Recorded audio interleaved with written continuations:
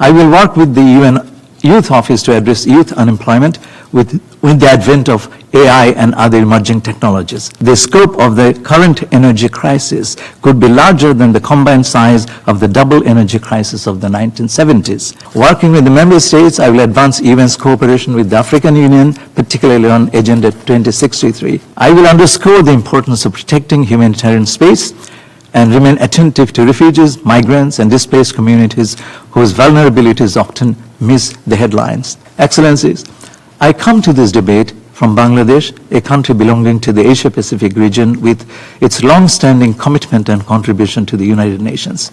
At the same time, I myself have grown from within this system. Despite advancement in human rights, we witness a general backsliding of certain rights and freedoms across the world and shrinking humanitarian space. Restoring trust, therefore, is the core of my vision. Working with member states, I envision addressing these challenges along 6 pillars of action. Excellencies. First, in advancing the organization's work on peace and security, I will draw inspiration from the work of more than 200,000 peacekeepers from Bangladesh who have contributed actively to international peace and security across the globe from Cyprus to Sudan. Excellencies, secondly, the 2030 Agenda is a major milestone in the work of the UN, but the gap between promise and delivery remains too wide. Ongoing energy insecurity has added a new layer of vulnerability for many countries. Experts have opined that the scope of the current energy crisis could be larger than the combined size of the double energy crisis of the 1970s. As a young diplomat, I closely followed General Assembly's deliberations on the consequences of the 1970s crisis for the countries of the Global South. For them, 1980s became a lost decade of development.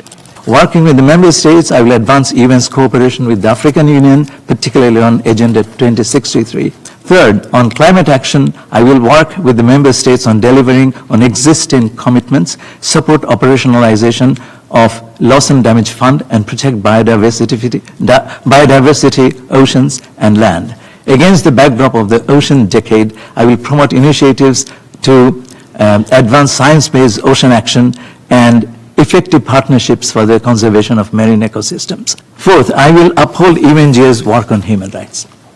I will work towards promoting synergy within and beyond even human rights mechanisms through multi-stakeholders partnerships. I will underscore the importance of protecting humanitarian space and remain attentive to refugees, migrants, and displaced communities whose vulnerabilities often miss the headlines. Bangladesh knows this in human terms, as we have been sheltering for years about 1.2 million forcibly displaced Rohingya nationals of Myanmar. Fifth, emerging technologies, including AI, big data, and digital platforms, bring immense opportunities, but also entail serious risks of inequality, bias, and misuse. The question is not whether we will use this technology, we will, but how we will govern them wisely and fairly and make them available equitably. I will work with the UN Youth Office to address youth unemployment with the advent of AI and other emerging technologies. Excellencies, finally, we must collectively demonstrate that the UN can adapt, reform, and better deliver in order to restore trust in our organization.